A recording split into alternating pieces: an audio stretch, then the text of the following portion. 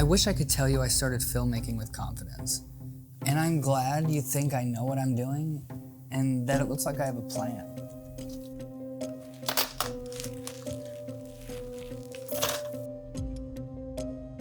But the truth is, I didn't. I started with a camera I barely understood, ideas I didn't know how to execute, and this constant feeling that I was behind all of my favorite creators. Like, that's a thing. So today, this isn't a tutorial. Think of it as a confession. When I started out, I believed the best camera would fix everything. Better image, better work, give me better confidence. So I chased gear. But what I didn't realize is my lack of experience didn't make up for having a better camera. It just showed my mistakes in a higher resolution.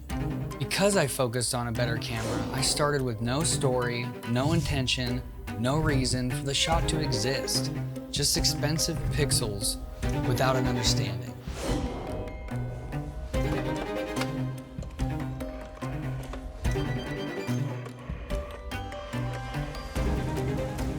Hello? Listen, the moment I started asking myself why I was filming in the first place was the moment it all clicked for me. I guess I was just terrified of being bad. So instead of making projects, I just planned them, overthought them, waited for the right time, and the right time never came. Filmmaking doesn't reward perfection.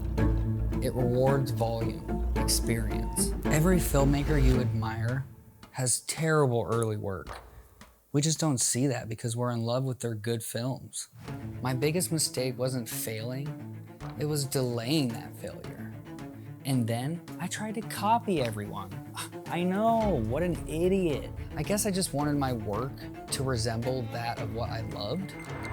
Not that there's anything wrong with that because you learn so much about colors, camera movements, and pacing, but it kind of just puts you in a place that gets you stuck. Because copying teaches technique.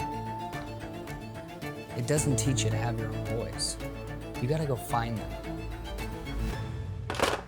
This one hurts to admit, I'll be honest. I spent hours lighting a shot, composing frames, perfecting motion, and then I recorded audio as an afterthought. And sometimes that works, but 7 out of 10 times it doesn't. Bad sound breaks immersion instantly. You can forgive a messy image, and sometimes messy's better, but you can't forgive dialogue you can't feel, understand, and that doesn't connect.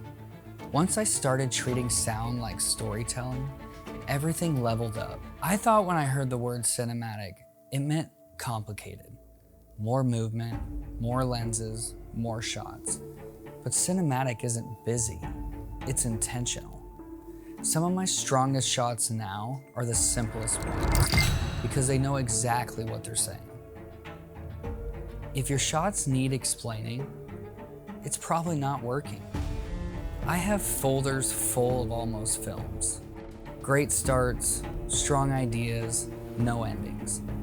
Finishing is uncomfortable for some reason. It forces you to confront your limits, but unfinished work teaches you nothing. The projects that changed me the most weren't the best. They were the ones that I actually completed and finished.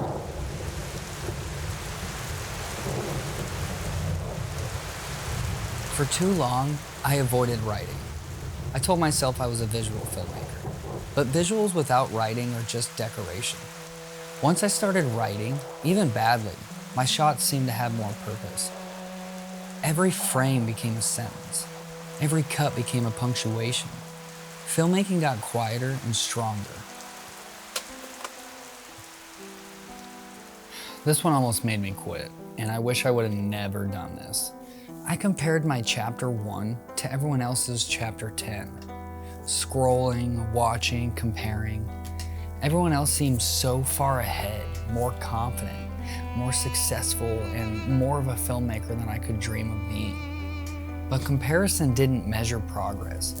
It seemed to erase it. It made me forget of all the things that I've done and accomplished. I waited until it was perfect, and it never was, and it's never gonna be. Sharing isn't about validation, it's about momentum. The moment I started putting work out consistently, opportunities found me faster than that confidence ever did. So somewhere along the way, I made filmmaking about algorithms and numbers and approval from other people.